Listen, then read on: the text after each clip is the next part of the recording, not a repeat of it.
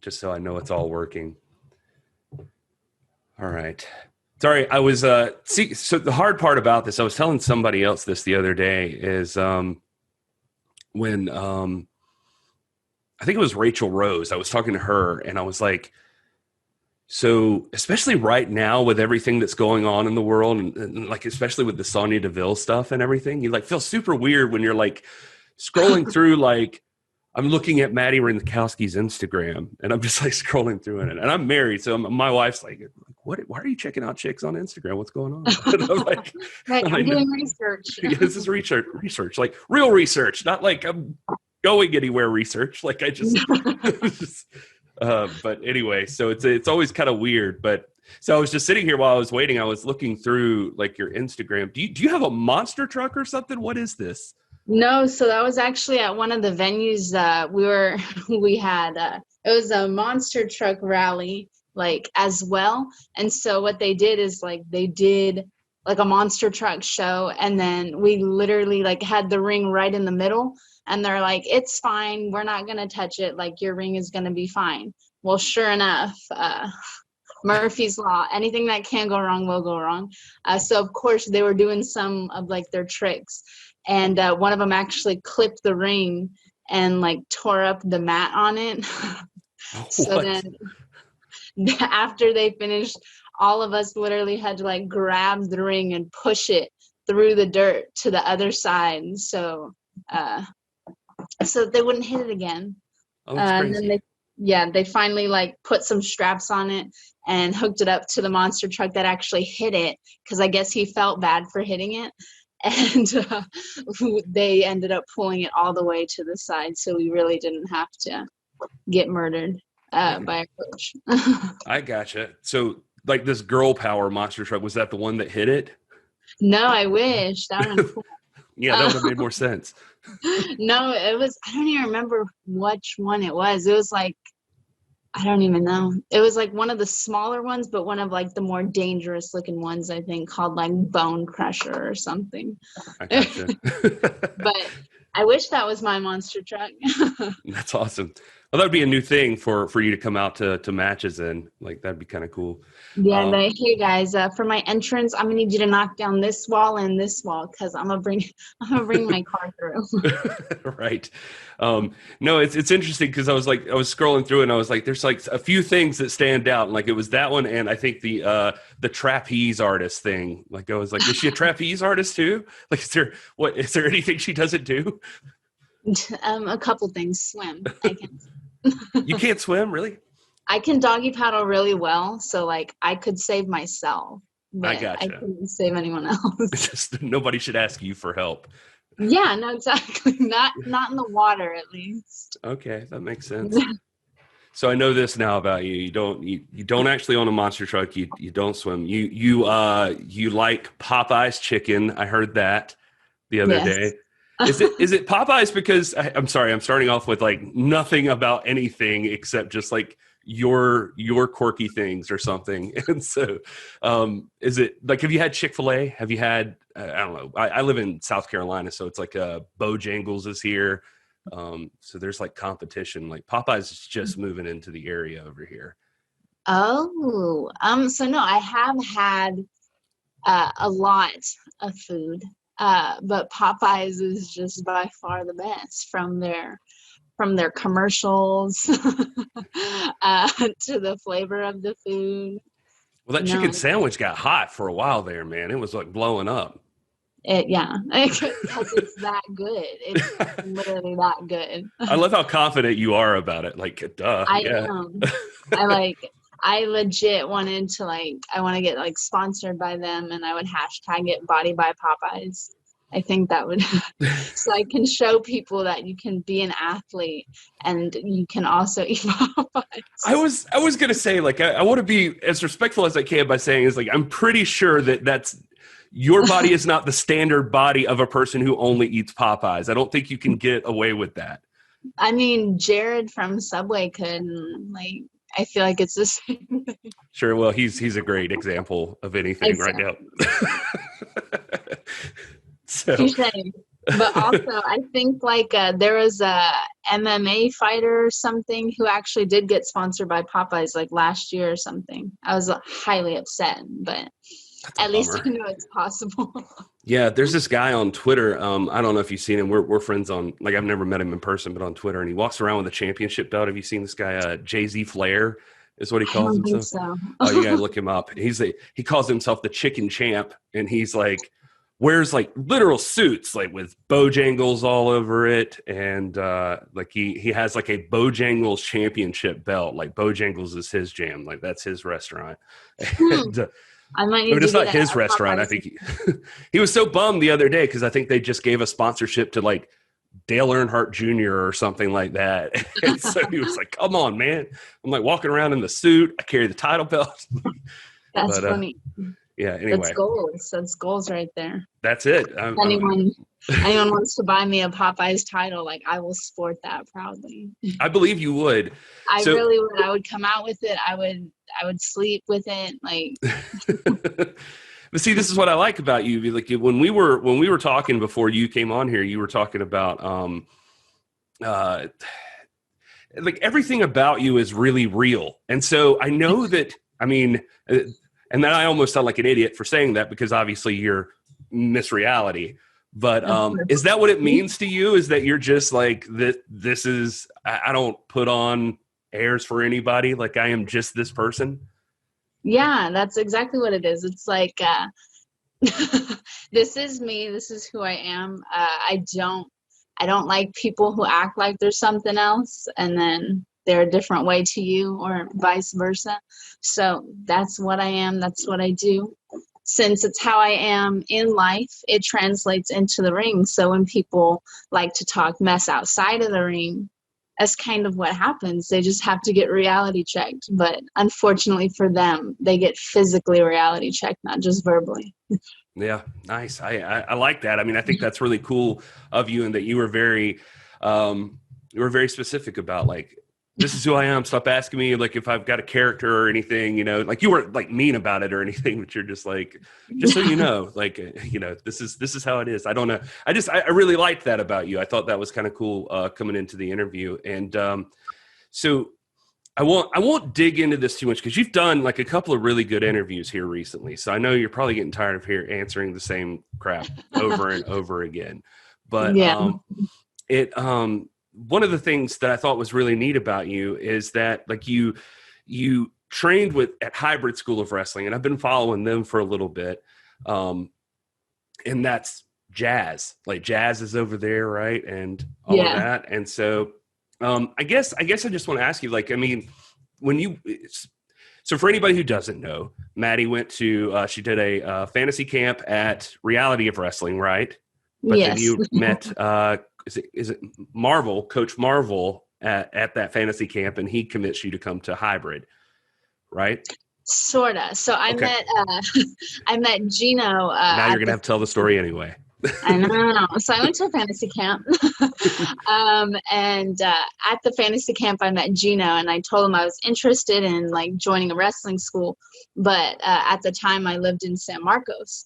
So he actually did a show in San Antonio, and he told me to come out because he wanted to introduce me to Marvel. And so at the BOW show that Chavo Guerrero was at, I attended it, and that's when I met Chris Marvel. So that was a little insane. Yeah. I mean, so like when you were, I've heard you talk about when you were growing up and everything. I mean, you were into wrestling, like you played the video games or you watched it with your brother and stuff like that. Yeah. And you seem to say, like, you're one of the people that seem to say, like, right off the bat, like, I'm going to be a wrestler one day. But your mom or something wasn't having that. Is that right? Yeah. It was always a joke when I was doing my degree that I was just going to quit and I was just going to become a wrestler. And so she was not having that. And so she was like, get your degree first. And that's what I did. I actually was going to go use my degree to be a wildlife ranger in Hawaii. But then the volcano erupted 2 weeks before I was about to go out there. And so it was like literally a sign. It was fate. And so that's when I decided to do the fantasy camp. And that's when I met Chris Marvel. And I told him that same exact story. And he was like, yep, that's fate. And I was like, I knew it. So are you a big believer in fate and stuff? I saw you talking a little bit on like Twitter and stuff about, or somewhere about like mindfulness and that sort of thing. And Yeah, no, I do believe in fate. I so I believe, I guess, that I don't know everything, so I can't necessarily like say that something isn't true, I guess, if that makes any sense. no, it makes perfect sense. I feel the same way. Yeah, so I don't ever say anything's like false. So to me, I just felt like it was like a pathway, and it opened up because I'll literally always have my degree when I'm 80 and like my back hurts like more than usual and I got like a metal hip. I can be a park ranger. But when I'm 80, there's a good chance WWE won't sign me then. Yeah. I don't know. I mean, you seem to be, you got some, it seems like we'll get into your influences, but like, it seems like you got some people that could keep you going well into your 80s with your mouth, at least, like you can just talk. And so you can manage or something like that. So Yeah, hopefully. But no, the reason I asked that is that, well, I'm with you, by the way, because like I'm usually like a pretty calm person, like generally all the time, because I'm kind of like it is what it is kind of person. Like, you know, like we just control what we can control and move on from there. But I like your mindset, I guess, for the fate thing, because I don't know, it's interesting to me that like, yeah, you can't know everything. I'm not trying to make this like all philosophical or anything, but it's that'll be like in 2 episodes. We'll come back later to that. But no, it is like, it's always like, I guess where I was trying to go with it is like when my wife and I are talking, like one of the things that always irritates me is people that are so arrogant about thinking they know the answers to everything. And I'm like, you can't know the answer to that. Yeah. I'm jealous of people that are confident in themselves. Like I'm always jealous of that. Like I love that you believe in yourself so much that you know you're going to achieve something. And that's what I'm always striving to do. But I also get really annoyed with people that are so arrogant to think they know things they can't possibly know about the way the universe works. And I'm like, you shut your mouth. You cannot act like someone's an idiot for thinking something that you have no answers for. Anyway. Yeah. Have you ever seen The Great Gatsby? Yeah. So one of the quotes in the movie and the book that Daisy, the girl that makes me mad, that's another conversation. Okay. I'm just going to take notes for part 2. One of the things she says is the best thing a girl can be in this world is a beautiful little fool. And like, honestly, as like dumb as that sounds, it's totally true. Like the people who are so ignorant to other ideas, like they have to live such a great life to think that they're just like right. And you know what I'm saying? Yeah. No, Like, I think you're right. Like it's just so crazy to me that people that they get so confident that they're right about something like this. So I just think it's like kind of a beautiful thing when somebody thinks about like fate and you're looking at this. Well, another part of it though too is like both those things I were just talking about. I think they work for you because then you just took this thing as fate that the volcano happened and you're like, oh, well, I'll just go be a wrestler then. So that's not normal. That's not what? I don't feel like that's how people normally act. Like they're just like, oh, volcano, I'll just be a wrestler instead. And so I guess my question would be is like, how like what is the process? Were you always hard-headed? Did you just decide one day I will be a wrestler one day, so it was always in the back of your mind and you just settled for the wildlife expert and then you were eventually still going to go to wrestling, or it was just like, no, now definitely this is a thing? So I was always athletic, and so I always knew I wanted to not have a normal job. When I got older, I didn't want to just work for a living, and so of course every child like wanted to be a veterinarian at one point.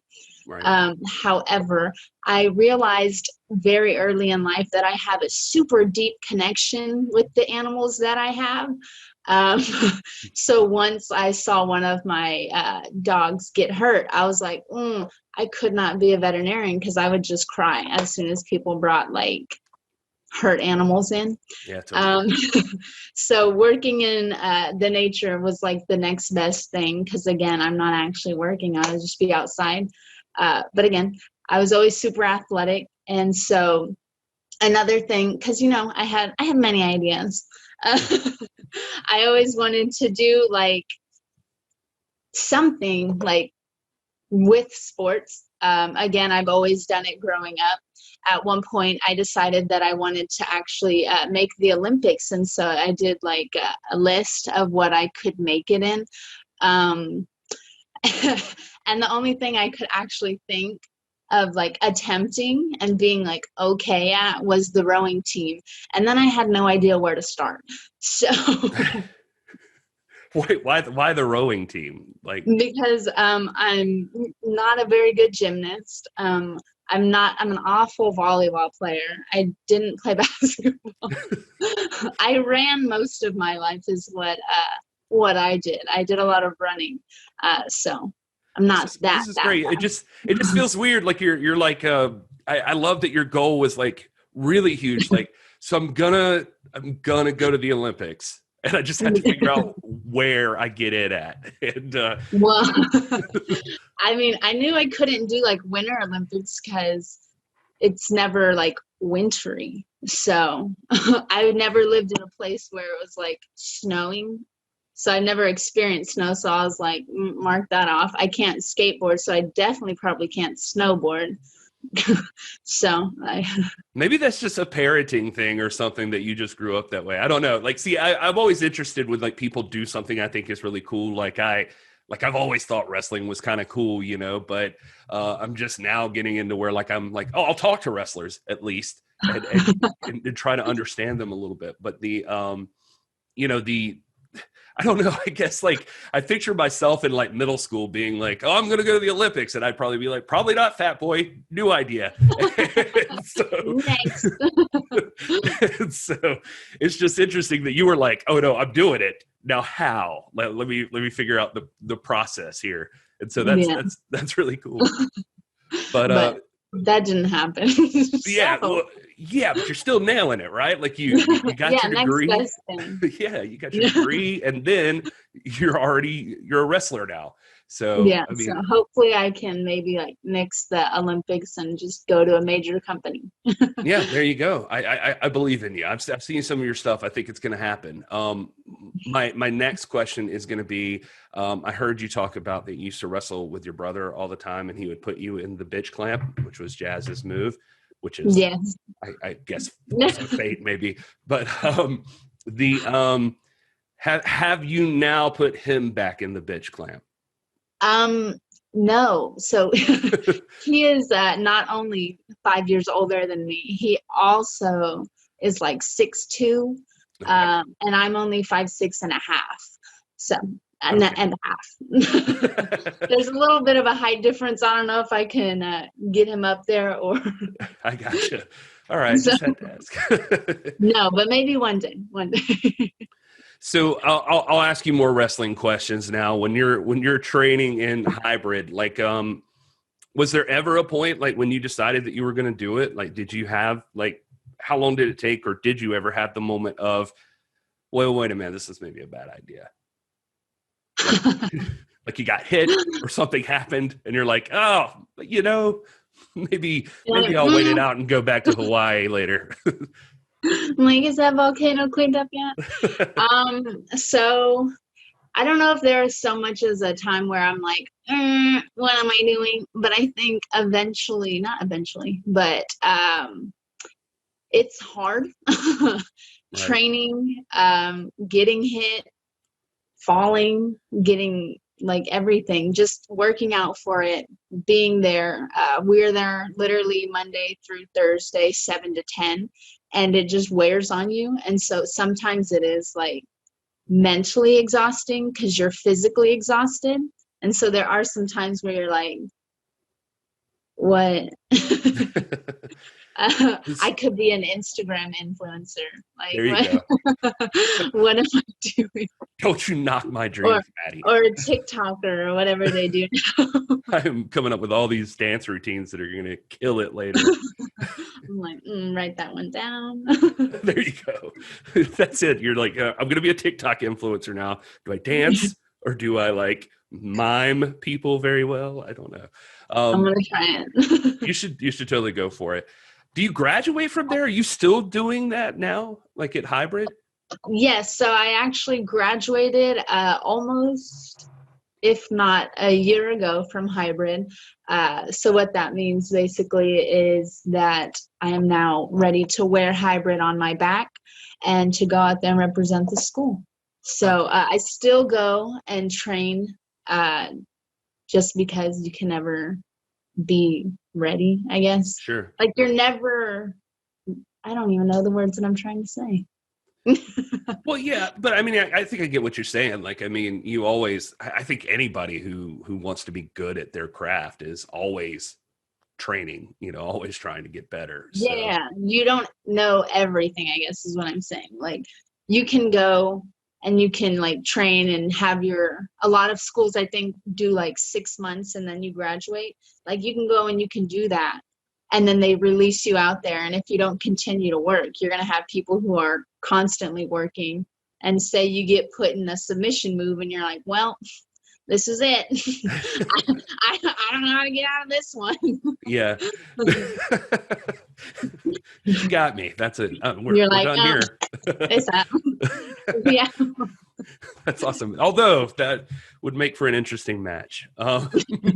Especially if you had that exact facial expression. Like, I'm like, Rev, can I call a friend? Hey, coach, she got me in this thing and it hurts, but I'm not really sure what to do here. My arm might break. No, but what you're talking about is exactly the same kind of stuff. Like when I look at, I don't know, like when I've read books by like JR or something or heard other interviews, I mean, they talk about, there's no substitute for just doing it constantly, like just regularly going out there and getting your reps in, having matches, that sort of thing. Because you're still a wrestling baby. Like you just now. Green. Yeah. Yeah, I'm still very inexperienced. Yeah, but you're doing great and you're showing up on places now and your name's out there. You're killing it on your social media and everything. Do I see a TV behind you or is that because I heard you don't have a TV? Oh, I don't know. That's my masterpiece. Oh, okay. Did you make that really? I really did. Yeah, nice. All right. Yeah. So you're an artist too. Something like that. I like to act like I am. Okay. All right. Fair enough. But no, I don't have a TV. I thought that was interesting because, like, I don't know, I was listening to one of your interviews and you talked about not having a TV, and I was like, man, I wish I didn't have a TV. I would get so much more done, maybe. Or maybe you find something else. So I think that's usually how it goes. Yeah. It's the idea of not having a TV that sounds good theoretically, but my phone is also a mini TV, so that doesn't help. Nobody has no TV now. Like, yeah, unless you're just like completely homeless and you have a box or something. That's about it. Yeah, but then you got reality TV right in front of you. That's also true. Good point. So at Hybrid, they had like a ton of people come in. Two of my favorites that you talked about or that I saw you dealt with were obviously this podcast has started. We're expanding now, obviously. So we're here with talking about Mission Pro, but we were covering the NWA all the time. So Eddie Kingston was huge to us. You got to train with Eddie Kingston a little bit, right? Yeah. So it was like literally my first seminar ever. We weren't expecting to get in the ring because I think we had only been in ring training like maybe 2-3 weeks. So the way it works at Hybrid is that you do cardio first when you get there to make sure that you are going to be in ring ready. Because if you don't have the cardio up, you won't have the stamina to fight. So we had just started learning like body control roles, and he comes and he separates the groups, like who has had a match and who hasn't. And so we were the have-nots, and we had our little notebooks. We were taking notes, and he's like, okay, get in the ring. And I was like, And so it was cool because no one or I didn't think anyone would actually take the time to talk to the new kids and watch us do our roles and give us critiques. And then he was like, okay, now you're going to go on the other side of the rope, and you're going to jump over the top rope, and you're going to do a front roll. I was like, That's what you think, Eddie. I've never done that. And so they're like, okay, you can do the middle rope. And so I was like, I can't say no. So right. I literally went, and then I crashed. But I tried, and he was like, oh, so y'all are really new. I'm like, yeah. Pretty new. Yeah, but it was cool. He did talk to me. I have this photo, and I keep meaning to post it on my Instagram, and I'm outside of the ring, and he's talking to me through the ropes, and I clearly remember that conversation. And he was basically telling me, as a woman in this business, that there are going to be some disrespectful dudes, but as a woman, I need to stand up for myself, because even though there are creeps out there, this is my right. I have a right to be here and stuff like that. It was really cool. I wasn't expecting that from he seems like a really good dude, as tough and as angry as he seems all the time. And I'm happy now to see him get some success. He's moving on from the NWA into AEW and that sort of thing. But yeah, when I've talked to a lot of the NWA people here, and Allison Kay and Marty Bell and those ladies, they all love Eddie Kingston. They just seem to think he's a cool guy. And anyway, I had to hear a little bit about that, because I really respect him. Also because I think one of your strong suits, and one of the things that you seem to be focused on, you bring up Enzo Amore a lot. That you like him and his calling people out. And I think it goes with your personality, or I've seen some of your promo stuff you've been doing, and it's really good. But I feel that's one of the places you really want your strength to be in, right?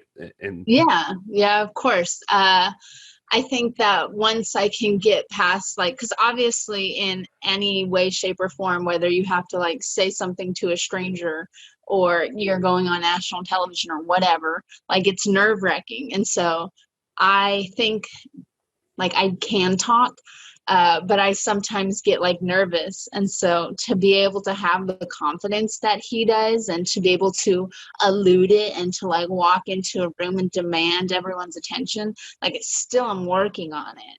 Yeah. But I would say if you haven't seen it on YouTube, you can watch them all for free, the NWA Power episodes. The ones with Eddie Kingston, that guy, nobody, I swear to God, nobody talks like that guy. He just, yeah.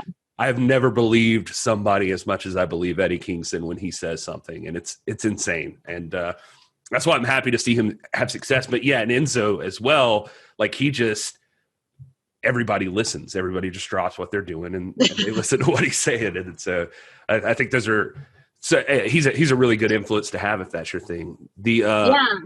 And I think a big part of that is because of the realism.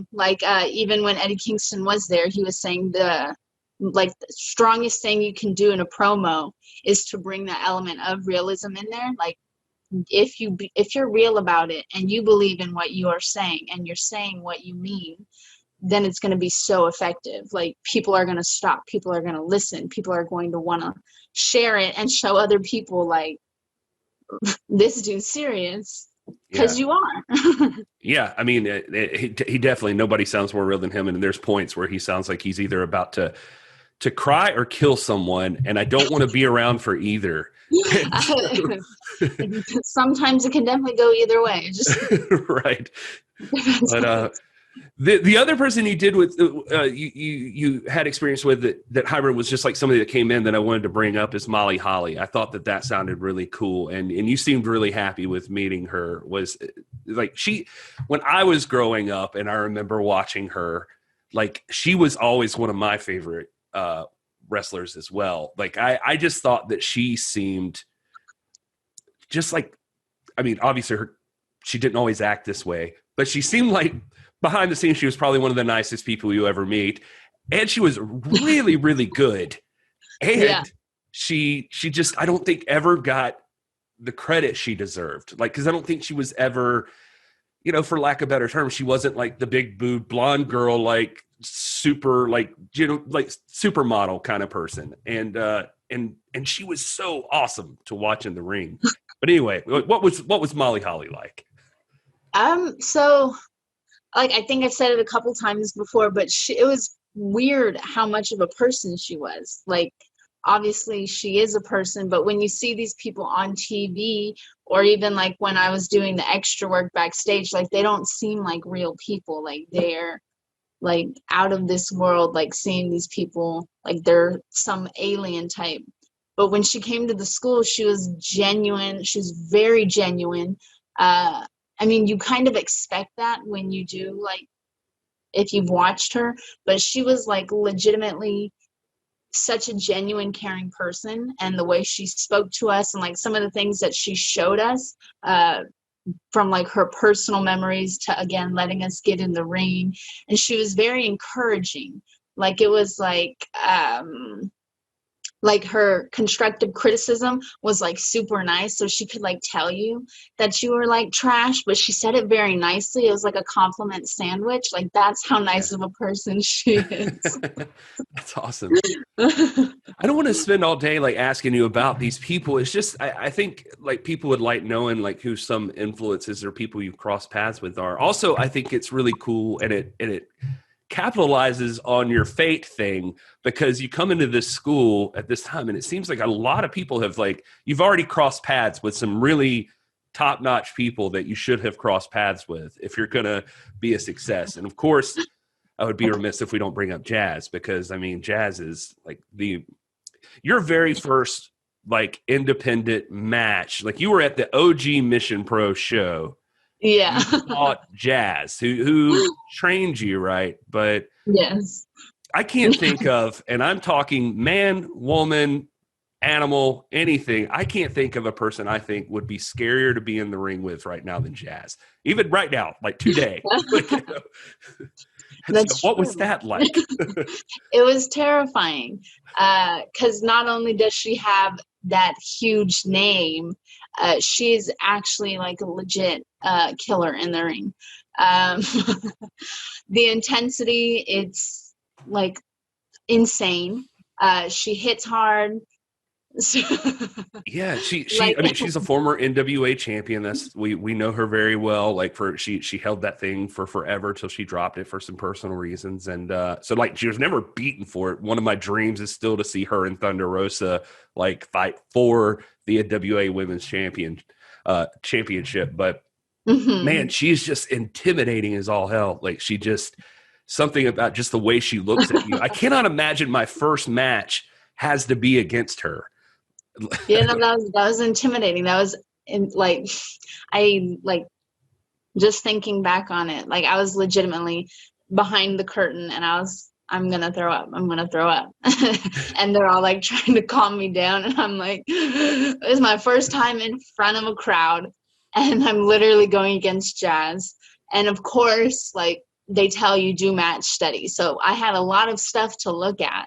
Yeah. And then when you start watching the indie stuff and you start listening to the crowd and all they're chanting is Jazz is going to kill you. Like, I was like, she might. Yeah, there's a good chance. I was like, it's about a 90% chance that is true. And she didn't take it easy on you since you were the student? She didn't like say No, that? she took me to school. I was going to say, she never at any point was like, hey, listen, I got you right now, baby, but just stay calm. Like, I'm gonna put you down easy. No, so what she actually said was that I only taught you some of what I know, not all of what I know. And I was like, okay, cool. So while I'm on step one, you've already thought of a counter, another offense, and a way to kill me. That's right. fine. Perfect. And your phone a friend is her. So I'm like, Coach Rodney. Oh man, that's awesome though. So do you find like when you're, I mean, by the way, when you're doing all of this stuff, like at hybrid and everything, and you're still in training and you're constantly prepping for your next match, do you keep up with wrestling more or less than you used to? Like, I always wonder about that.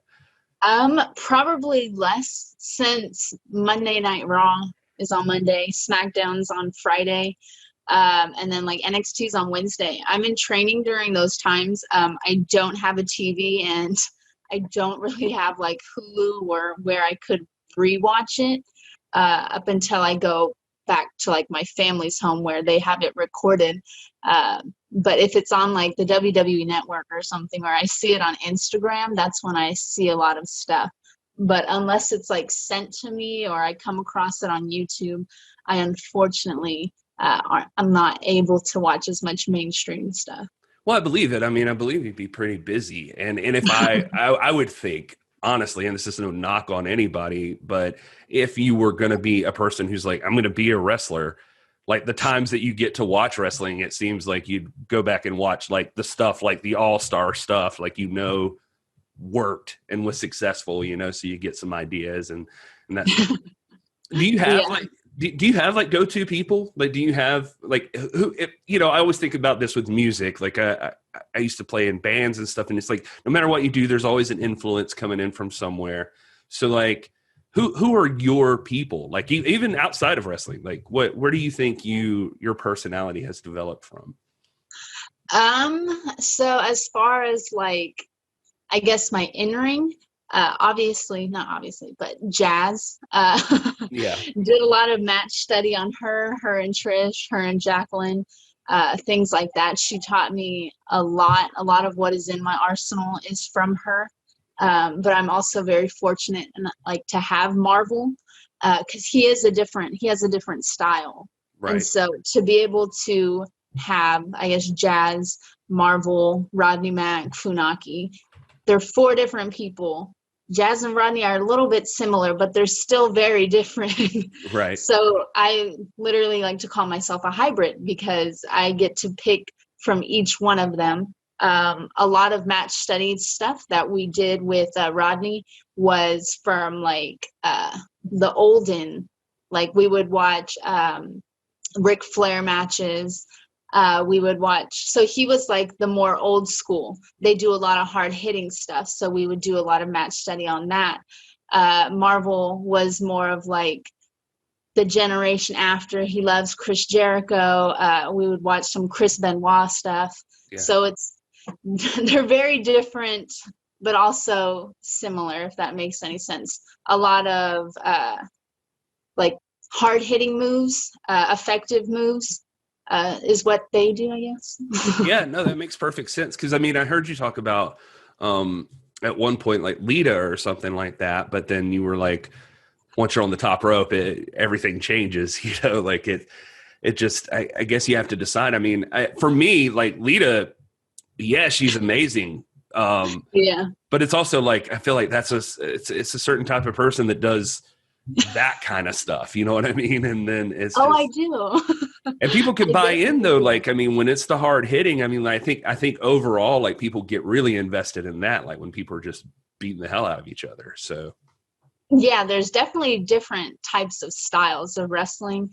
And, I mean, I wish I could do high flying or stuff like that. But it's not me. Like I am very tall. Some would say lanky. I'm not like tall, but tall. But I had a rule that Marvel has constantly broken. I used to say 5'6", my feet don't come off the ground, but he's definitely challenged me to come off the ground. I gotcha. So I like to act like I'm like Andre the Giant or like Big Cass or something. But it's hard. Yeah. Okay. 5'6". I can see it. Like, they can't lift me. There you go. We'll see how well that gets over. You might have to change strategies. Maybe. So, But I am starting to wonder why you don't just run with the hybrid now, because like you got the different styles. You're like Mexican and Polish. I heard you talk about that a little bit, and so you got Yes. like all Yeah, these different things. You are a hybrid. I So, am.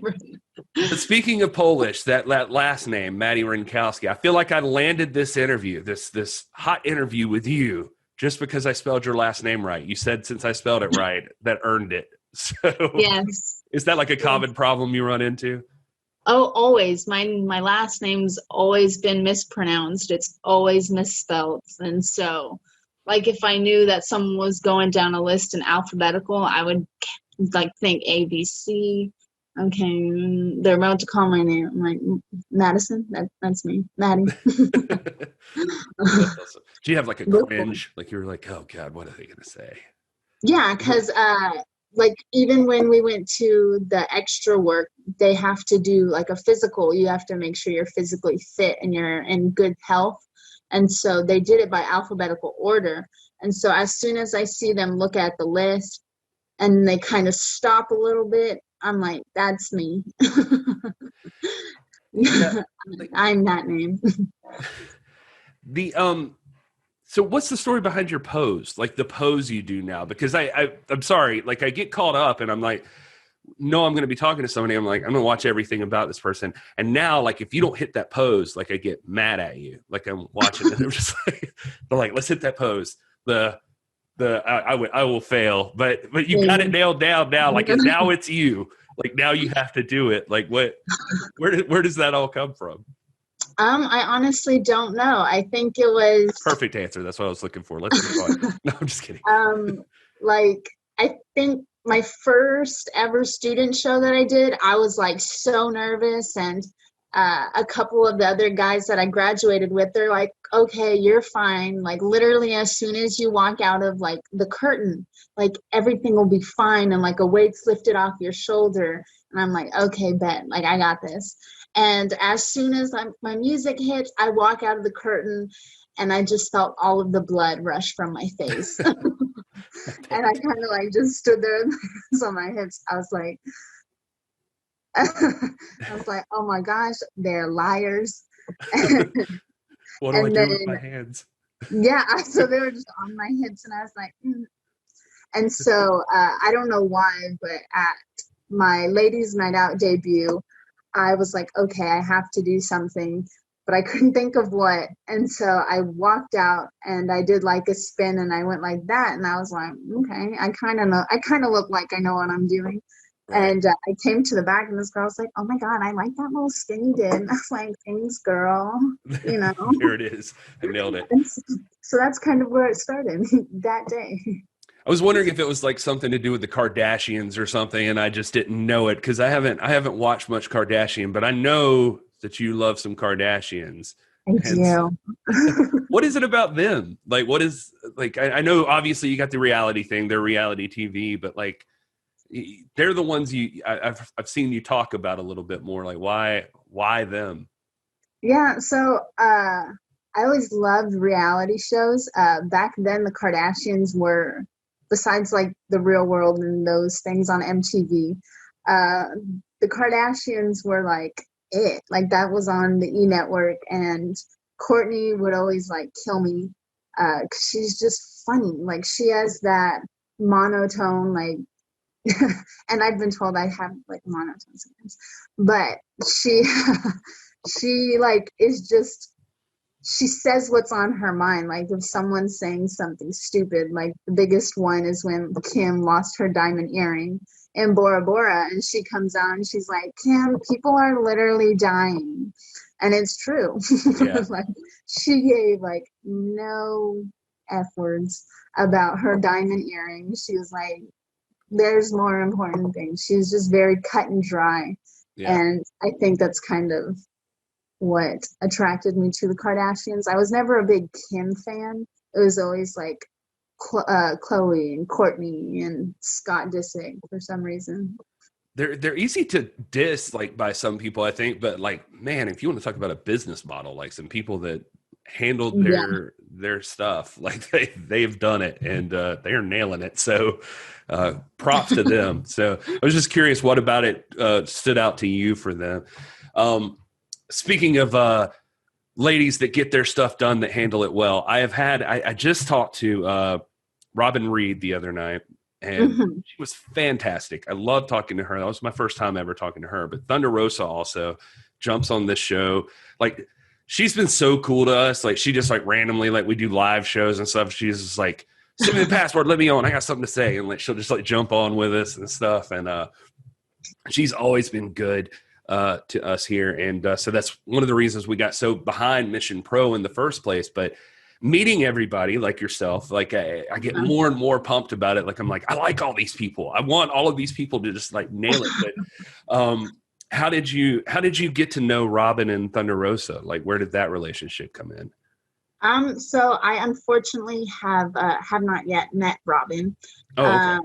Yeah, but as far as Thunder Rosa, when I first joined Hybrid, she, I think, was like in and out of training there. They kind of gave her a facility, and so I would always see her, and that's kind of how I met her. And she would just come into training someday, and I unfortunately didn't always get to work in the ring with her, because when I was first there, I was doing cardio. But that's how I met her, and she came in every once in a while. And so I did get to train with her like one of the days, and it was it was humbling. Yeah. She's legit, humbling. man. Like, she's not just, I mean, I know I saw you did some jiu-jitsu and stuff, not to cut you off, but no. She's already had her first MMA fight and all this stuff too.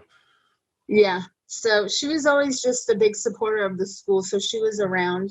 So I was fortunate enough that she had that like relationship already with Hybrid, and I kind of walked into that. So nice. That's really cool. Well, maybe one day we'll get the Madi Wrenkowski versus Thunder Rosa thing. That would be fun. So the big thing we were obviously talking to you about, like, we got like 100 questions I could ask you, and you've got so you're already locked in for part 2, where we ask all the weird stuff we were talking about earlier. But no, the Hell Hath No Fury is coming up on Friday, September 18th, and it's Mission Pro Wrestling, and now they're all women run. Like, it's just like ladies all the way down, like, on this thing. That's kind of cool, right? Have you ever done anything quite like that? I mean, you've done Ladies Night Out. Do you feel like this is like a similar thing to that, you think? I mean, it's similar, but it's not the same. Because Ladies Night Out, like, it is, and like a lot of shows do like an all women's show, but this one is going to be the first one that's like completely run by women, commentated by women. So it's exciting. You're making history to be a part of. Yeah. It's very exciting to be a part of. And I think the ones spearheading it have really good heads on their shoulders. They know what they're doing. So it'll be exciting to see it all unfold, I think. We do a lot of talking about it, but it'll be very exciting to see it. Oh yeah, 100%. We got a lot of people that are excited about this, I think, and I think I have faith your name's gonna just really even blow up even more after this one. This is gonna be a big deal. But I'm sorry if you have this trademark, but I'm just gonna say it. They literally pulled the rug out from underneath you here, because you were going up against Baby D, and that just switched, and now you're going up against Red Velvet. I don't know what happened. I guess Baby D had some stuff come up, but now what's that like? Now you just like you're probably doing research and prepping, and then now none of that matters anymore. 100%. So I like I've said before, I liked a lot of hard hitting stuff. Having Jazz as my trainer, it was a lot of hard hitting stuff, not a lot of leaving the ground too much. So with Baby D, I knew I had to change up my game a little bit, because there's like maybe like a 20% chance that she might be stronger than me. I don't know. Maybe. Maybe. So I had to, I got with my coach, Coach Marvel, and he taught me a couple different things that I can do, counters, basically moves that would help kind of bring her down to my level. Right. But unfortunately, I have a whole different opponent with a whole different moveset. So it kind of did like take the rug out from under me, but as we have said before, I literally am a hybrid. So I So you am didn't very email anybody and you were like, what the hell, guys? yeah, a little bit. I was like, I saw the post. I was like, oh my God. Well, That's and this me. person, I mean, for the record, I mean, with respect, she is a seasoned opponent now. Like Red Velvet's like, I mean, we're seeing her like not just anybody. Like, she's showing up on AEW now. Like she's the real deal. Like Yeah. she's one of the top competitors that are going to, I mean, you know, I appreciate everybody on the show, but this is a name, like a big name. Like this is a big deal for you. Yeah. I definitely, as soon as I saw the flyer come out and I realized that was me on the flyer, and I was like, oh my gosh, it's changing. As soon as I saw that, I looked her up. She's been doing this for like 4 years. She's had a couple matches on AEW. So I was able to watch a couple of them, take some notes, but it's definitely going to be a challenge. I'm excited just because she does have so much experience, and yeah, especially her having done AEW. I think she was even on this most recent episode as well. Yeah. I just saw her start popping up, and when I saw her like jump in place of you, and I think we had the interview scheduled at the time, and I was like, oh, holy crap! They just like screwed around with her whole game plan, like going into this thing. So I had to ask you about that. It's going to be interesting. But very. You seem ready though, Maddie. I've seen your stuff. You've had some fun matches out there that are on YouTube. Like you can watch them right now. Like you can see a lot of Madi Wrenkowski if you want to. Anybody listening or watching right now. But Maddie, what do you like? If you had to tell people, like if people wanted to know you more, like what are like your favorite matches you've done? Where would you direct people to be like, this is what I do? So that's a hard one. Like we said before, I am very real with people. I'm a serious journalist. I am very real with myself, maybe a little too much. Uh-huh. So, I mean, as far as competitor-wise, I really enjoyed my match with Jazz. I really enjoyed my match with Christy James, like going up against them. But I don't think I have like a match where I think that I performed like as well as I would like to have, I guess, if that makes any sense. Yeah, but I don't think that's necessarily a bad thing. I mean, maybe everybody's like, so I feel like the best people are always just going to end up criticizing themselves a little bit and be like, always thinking about what they could have done better. So that's how you get better. So that's what I'm told. My Coach Marvel, we're going to have to interview Coach Marvel. I, honest to God, had never heard of him before I started talking to you folks at coming up on the show. And I'm like, who is this guy? Yeah, no, you have to. Like, and he always tells me, like, as I'm learning new moves, learning new submission moves, he's like, I didn't just learn this in a day, because I get very frustrated when I can't figure something out, or when someone gets one over me. I'm very competitive, and so I have to learn to have patience with myself. Well, you've got I mean, you nail I guess you call it a scissor kick, right? Like that's what you call it? Yeah, that's what I call it, but everyone wants to call it an axe kick. Okay. Scissors.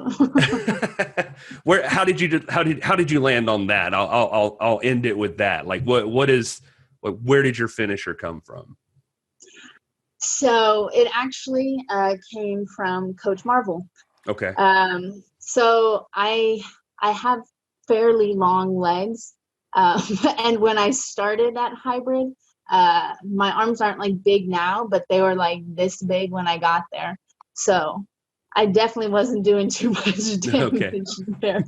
But I do have long legs. I'm very flexible, and he was like, "Hey, I want you to do some research, figure out what you want to do. But I think, look at this. Watch Booker T do it. I was about to say Booker T. That feels right. Yeah. Yeah. And so as soon as I saw it, I was like, ooh, sounds like something I'm interested in. So then he's like, okay, get in the ring. I was like, how do I do it? And he's like, made me watch like different videos. So I studied a little bit. he showed me how to do it, not as gracefully as me. Right, But obviously. but then once I got it down, I got to practice on a couple of the guys, and it was fun. That's awesome. All right. Well, Maddie, you are obviously a busy lady, and I don't want to keep you forever. I'm grateful for your time. Tell people where they can find you if they want to follow Madi Wrenkowski. Not by spelling the name. I mean, I guess you have to. Yeah, I know. You got to spell the name right first. People are going to have to learn it. This is you forcing it.